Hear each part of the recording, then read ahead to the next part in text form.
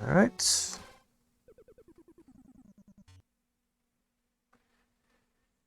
Hey guys, I'm Boltgreywing, and in today's episode, I'm decided I'd talk about pits. Um pits in games are basically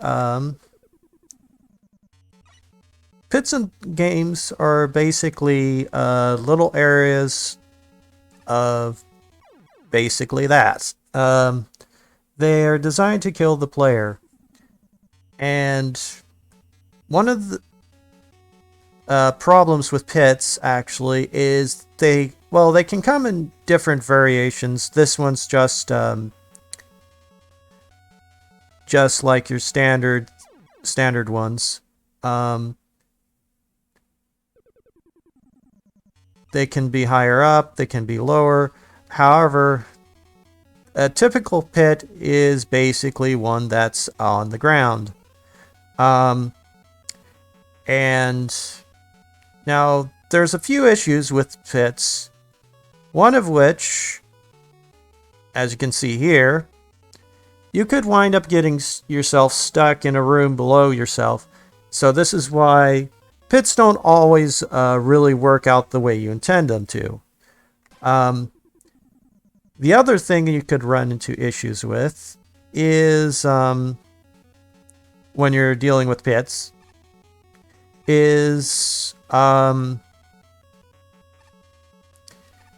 that they could actually shortcut your levels, so you could actually go further than you wanted the player to actually go. So now there's a couple of ways we could fix that. We can either move the room that's below it downwards, or we can downwards further so it's not connected, or we could do something a little different.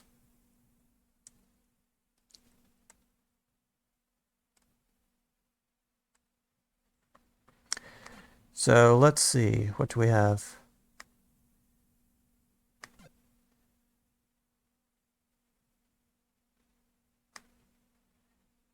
Let's see.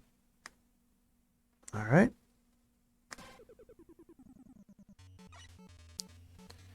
So this is still the same level, with one little modification. Spikes.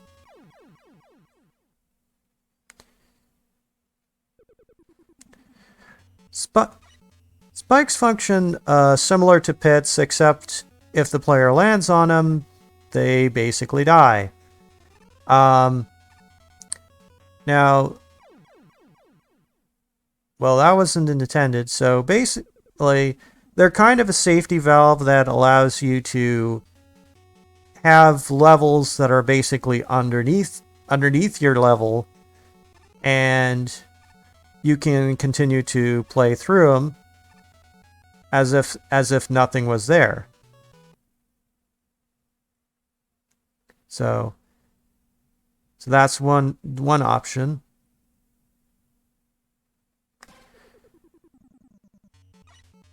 All right. Let's. Okay.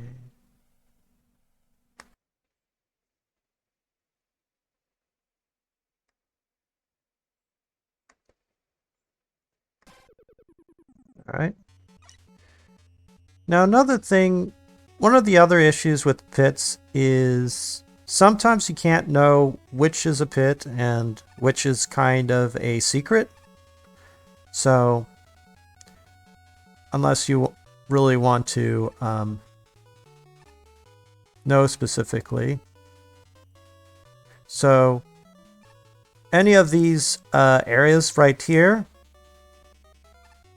the player has no way of knowing which one of these is safe and which one of these is safe or which one's dangerous. So it kind of becomes a pick of trial and error. at times. One way you can do that is we could use some objects. All right.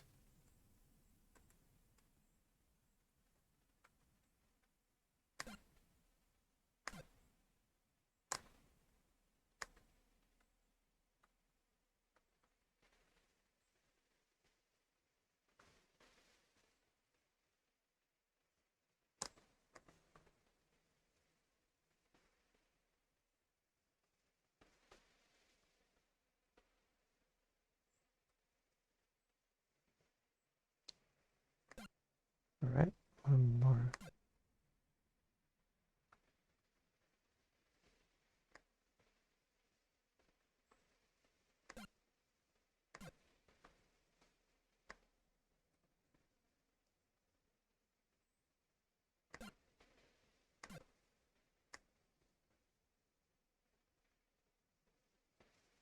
All right.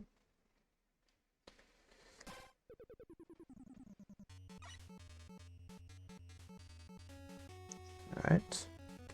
So here we go again. Jump through here, jump through here, jump through here. Jump over the spikes, jump over the spikes again. Now when the player gets here, he can see it, he sees the spike, so he can easily know that's a death trap.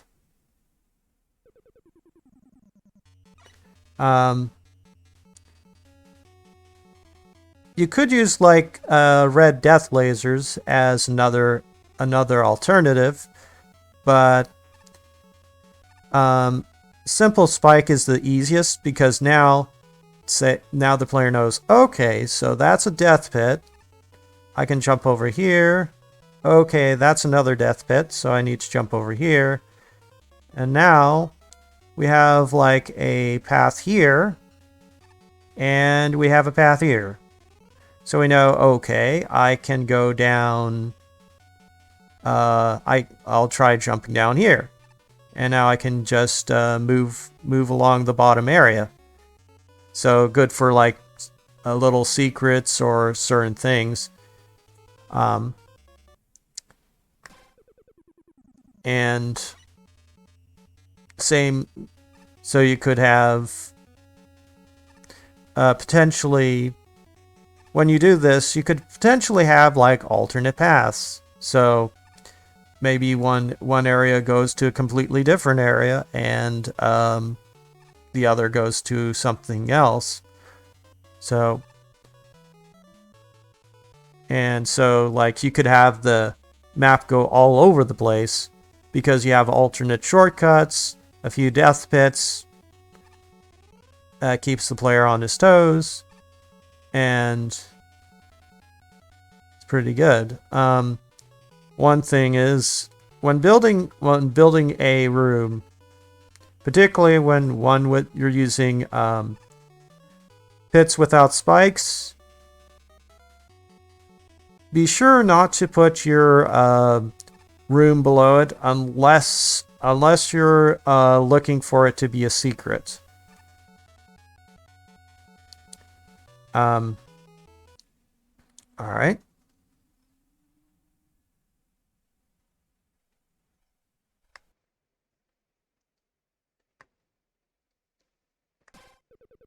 All right. Back. So now we're going to talk about something different. We're going to talk about spikes. In Mega Man games, there's actually two types of spikes.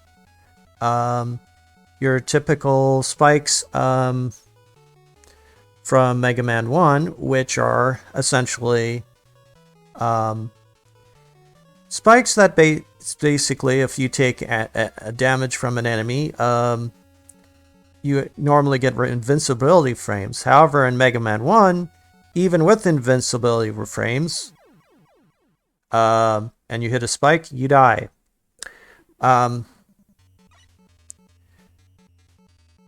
Mega Man 2 ones, on the other hand, you essentially are safe as long as you have invulnerability. If you don't, you die. Um,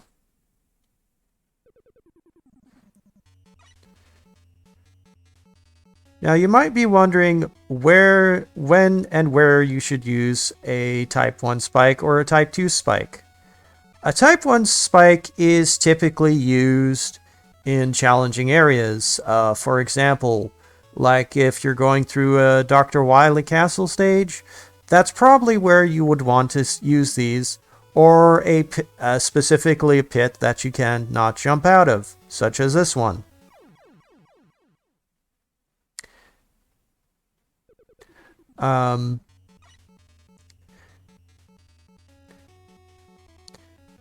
The other one is area where you could actually use it is for something like kind of a resource challenge.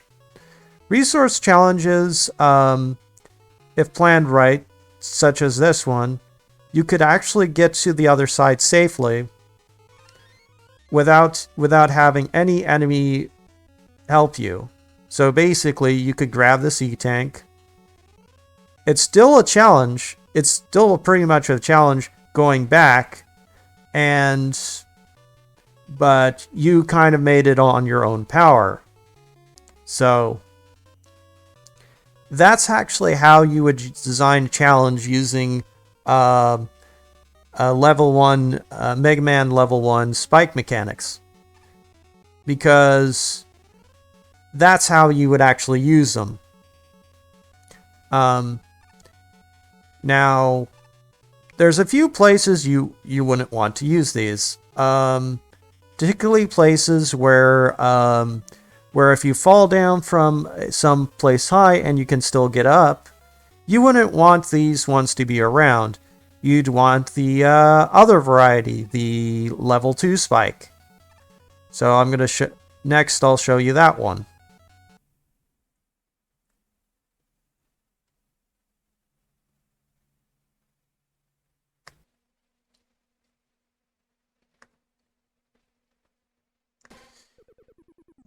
And we're back. So I left off with level 1 spikes, and now we're going to talk about level 2 spikes. Level 2 spikes have the property is if you take damage, well, that wasn't a good demonstration. Level 2 spikes are basically, you take damage, you can jump on them, take more damage. So it's essentially, level 2 spikes are useful for areas where you can get out of, such as this one.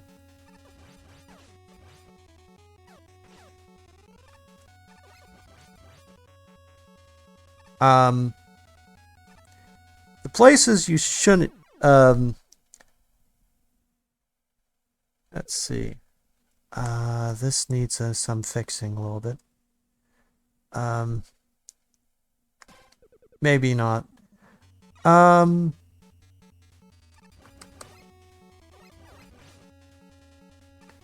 right.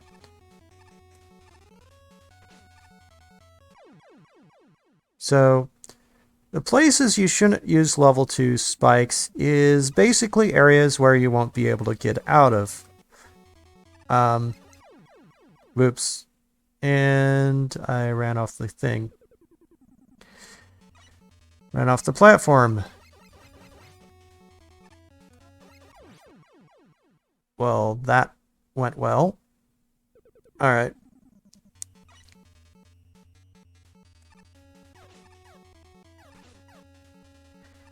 Yeah, level 2 spikes areas are not, because you can continuously do this. And essentially, the player can stay alive for an eternity or more depending on how much damage the mobs do, and the player is not being killed by the spike. So that's an area where you don't want to use level 2 spikes. The other area,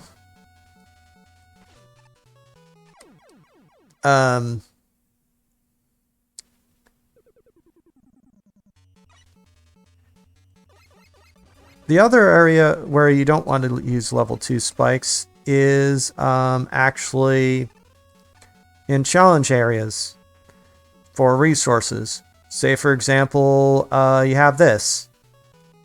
You could hit the enemy, walk over, grab the E-Tank. There's no challenge to that. You're essentially saying, here you go, here's a free E-Tank. So basically,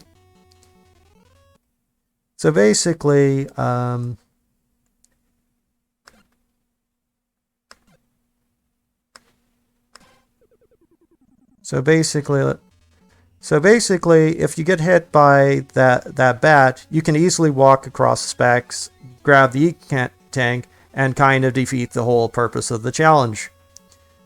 And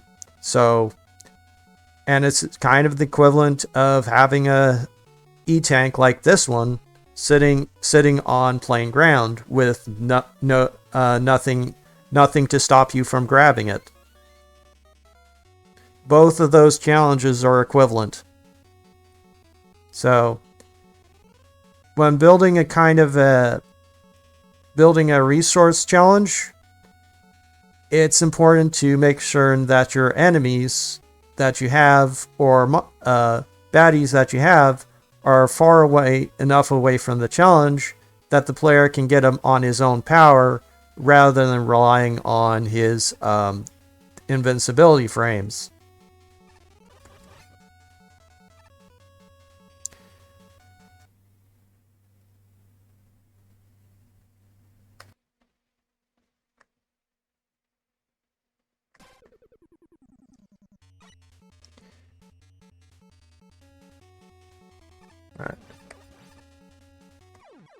Alright, let me think. Currently, as far as the engine goes right now, Megaman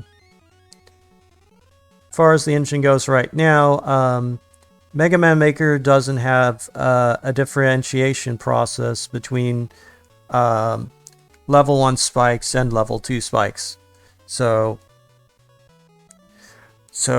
as of right now, the only spikes you can use are the level 2 ones, which you can use the enemies to kind of abuse, to kind of defeat certain resource challenges. But for the most part, the Mega Man 2 spikes are very useful for like kind of beginning players who are like going through the Robot Masters for the first time. But having a variety of different spikes would kind of mix up the game a little more. And if you're kind of designing a game yourself, it'd probably be good to have both sets of spikes in your game to kind of mix things up. One thing you could do when using two different sets of spike varieties is to use ones in different colors. For instance, ones that like I used, which is green.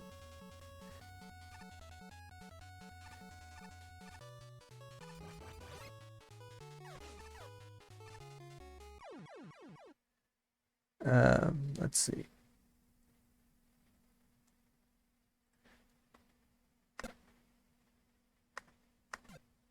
Let's see.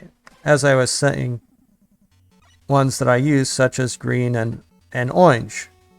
There's enough difference between the two colors that you know, and along with the count bombs, to know, okay, this is a safe spike. This is the one that I need to worry about. So that way the player knows, okay, so in this room, I'm going to be tackling areas where I can't use invincibility frames. And this other room, okay, I'm using ones where I can use invincibility frames. The player then has the idea of which one to use, what he's going to be walking into. So it makes it kind of easier for the player, as well as kind of the level designer, to have both, have a kind of a consistent way to tell the two apart. And that's kind of useful because then you can come up with all kind of different scenarios or shenanigans, what have you, with just like 2 different spike challenges. Maybe you might want to have a third one that just does a small amount of damage or bigger amount of damage, and then you'd use like kind of a different count bond to represent those. So I figured that this is kind of enough for now. I figured to kind of explain kind of the difference between the two different spike mechanics as well as pits in games. Okay, thanks so much for watching, and I hope you have a... Thanks so much for watching, and I'll see you next time. Bye!